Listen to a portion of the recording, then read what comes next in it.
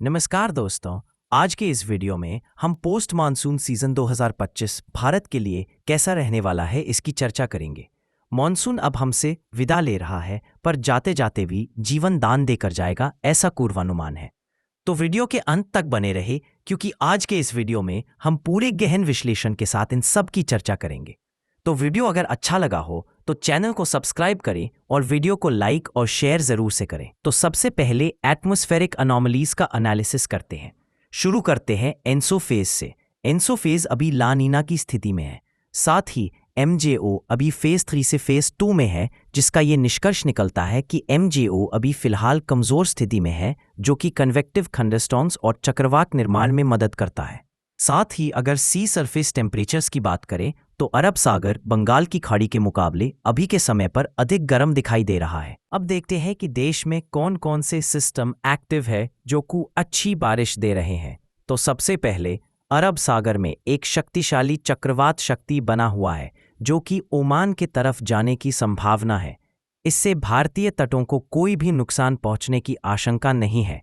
हालांकि महाराष्ट्र के तटीय क्षेत्रों में इसके कारण ऊंची लहरें और तेज हवाएं चलने का पूर्वानुमान है।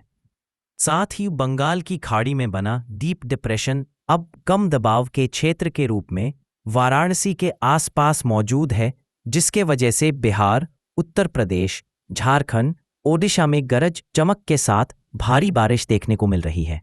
इसके वजह से दक्षिण भारत में भी अच्छा इम्पैक्ट देखने को मिल रहा है। इसके साथ आज रात से उत्तर भारत के इलाकों पर एक मजबूत पश्चिमी विक्षोभ आने की संभावना है, जिसके कारण दिल्ली, राजस्थान, पंजाब, हरियाणा में भारी बारिश संभव है। साथ ही पर्वतीय क्षेत्रों में बर्फबारी भी देखने को मिल सकती है, जिसके कारण तापमान में गिरावट दर्ज की जा सकती है और कोहरे का भी एहसास लोगों को हो सकता है। किस बार ला नीना की स्थिति होने के कारण भीषण ठंड का पूर्वानुमान जताया जा रहा है और कोल्ड वेव्स चलने का पूर्वानुमान है। अब आते हैं पोस्ट मानसून सीजन के पूर्वानुमान का।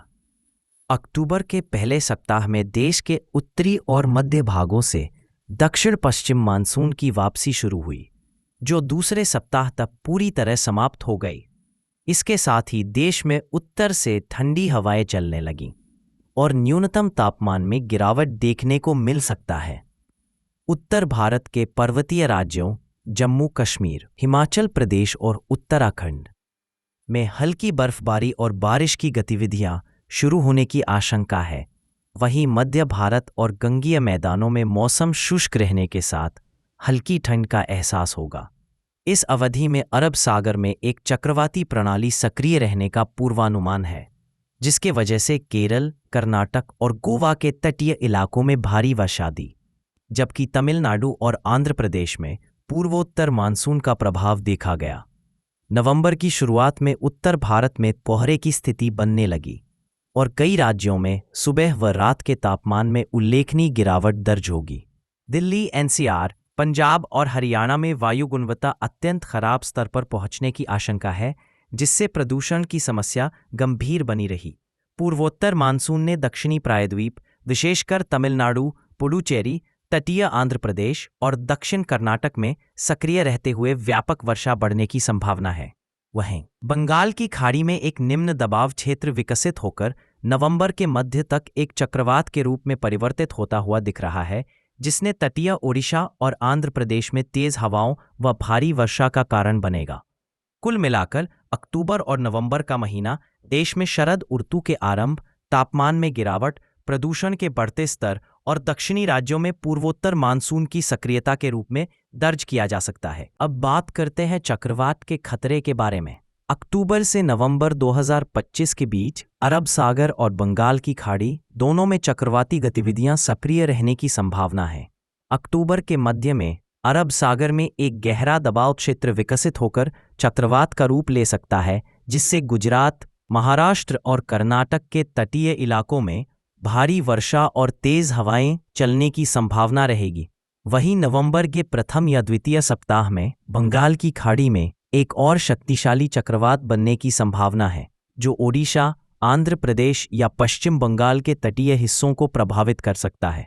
इन दोनों महीनों में समुद्री परिस्थितियां अनुकूल रहने से कुल 2 चक्रवात बनने के संकेत हैं, एक अरब सागर में और दूसरा बंगाल की खाड़ी में। अब बात करते हैं चक्रवात के खतरे के बारे में।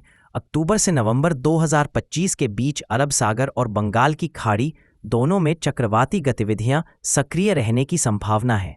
अक्टूबर के मध्य में अरब सागर में एक गहरा दबाव क्षेत्र विकसित होकर चक्रवात का रूप ले सकता है, जिससे गुजरात, महाराष्ट्र और कर्नाटक के तटीय इलाकों में भारी वर्षा और तेज हवाएं चलने की संभावना रहेगी।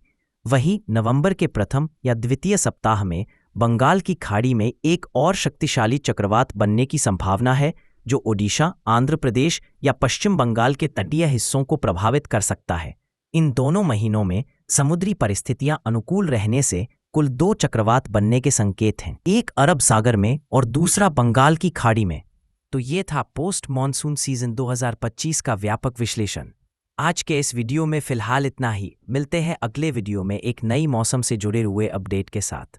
तो वीडियो अगर अच्छी लगी हो तो वीडियो को लाइक और शेयर ज़रूर से करें, और अगर चैनल पर नए हो तो सब्सक्राइब ज़रूर से कर दें।